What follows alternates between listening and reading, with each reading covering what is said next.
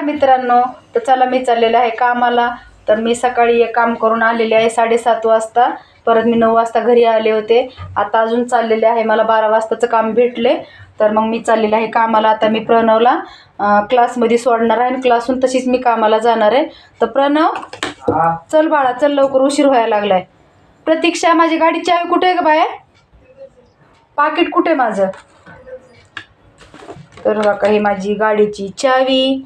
हे बघा माझं छोटंसं पाकिट, कारण की मला मोठं पाकिट नाही आवडत. बाया अशा गळ्यांनी परस अडकितात, पण मला नाही आवडत, ते छोटंसंच बरं आहे. तर दादा, चल बरं माय पटकन.